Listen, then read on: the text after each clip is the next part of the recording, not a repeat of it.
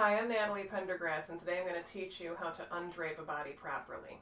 So a couple of things to consider before we get started. One is you would never dress like this for a client. Hair should be pulled back. Of course, nails trimmed, mine are, but I wouldn't be wearing jeans to see a client, but I'm recording at home on a day that I'm off, so it's okay for today.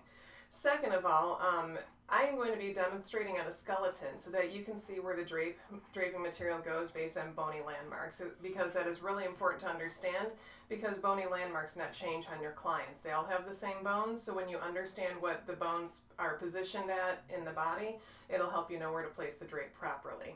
So as I undrape my client today, don't be alarmed to find that he has no head. He's also missing a leg.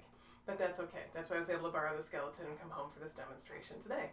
So I'm going to move over here to the head of the table and get started with our undraping procedure. So of course this would happen after you do your compressions, your initial touch. But to undrape a back, we're going to take the top edge of the drape, always using the edges of the drape and knowing that all drape untucks require two tucks. So I'm going to pull this drape just immediately back about halfway. You'll see when I do that it folds at about the shoulder blade. So I don't have to worry about anything disturbing or upsetting being exposed here. So I can go ahead and just take that drape from the top, fold it back halfway to the gluteal cleft, exposing only the upper back. From there I'm going to do this finger walk technique. See, I'm just walking that drape up slowly so that I can watch what's happening here on the client's body. What I want to be seeing is the taper in of the waist here after the rib cage ends, and then we'll see the hips start to flare out for the client. And then we'll look for the PSIS. You can see the PSIS are positioned right here. I want those to be exposed.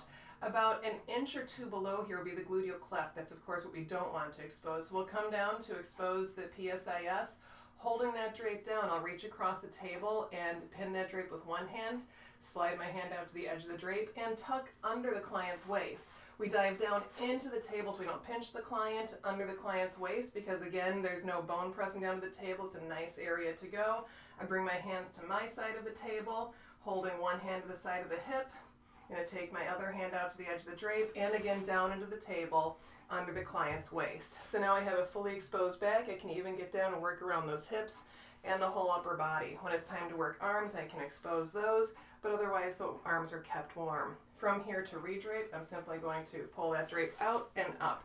Notice on the undrape and the redrape, the drape is kept down close to the body. At no point should we ever be lifting, because of course then you can see the whole body. Here it's a skeleton, so it's okay for the demonstration, but never lift your drape high. Let's go ahead and move down to the end of the table, where we're going to see how we undrape a leg. So here's the client's leg. We would of course again make our initial connection, do some compressions. From here, I'm going to place my superior hand, the hand that's toward the head of the table, on the back of the client's side, just superior to the popliteal. I'm going to take my other hand, squatting down, grabbing the edge of the drape. Bring that drape up over, just medial to the leg that you're undraping. From there, you'll lift the client's foot and leg. There's a variety of techniques for lifting the client's leg. I like to just lift by the ankle, and then I reach under, taking the edge of the drape again, pull that up toward the hip, so about this high to about their hand level. Place their leg back down on the drape, that's what pins it, and ankle back over the bolster. From here, I'll come up to the hip drape area, and from here, I'm going to take the edge of the drape again, folding it back, and with that fold, I can again, it's a little harder to see on this side, but that's okay. I can still the drape is hanging down, covering the client completely, but this fold is back toward the gluteal cleft. I can again walk it back, exposing as much of the client's hip as I would like, and then tuck under the hip. So what that looks like on this side is an exposed greater trochanter. I get hip, and I can work all the way up around all of those gluteal muscles here. And you can see gluteal cleft is completely covered, and how the drape is folded over rather than bunched up and ready to unroll.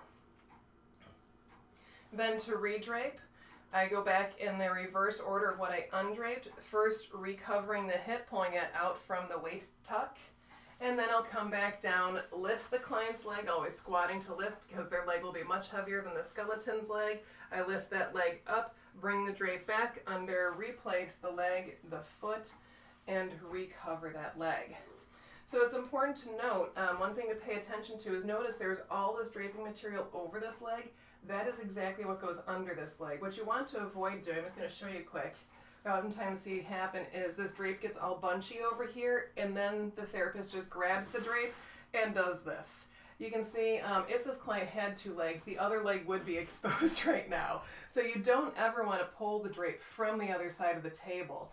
It is simply a matter of, again, just taking the draping material that was over the same leg and then placing it under the leg. So be careful and move slowly as you first practice that. Again, making sure you're pulling back, leaving that edge exposed. When you lift the leg, it's just the same material that was over that now goes under and is pulled up, and the other leg remains covered, and the bolster is always placed directly at the ankle so that the ankle can be left in that neutral position. Thank you, and I hope that helps. Be sure to practice often.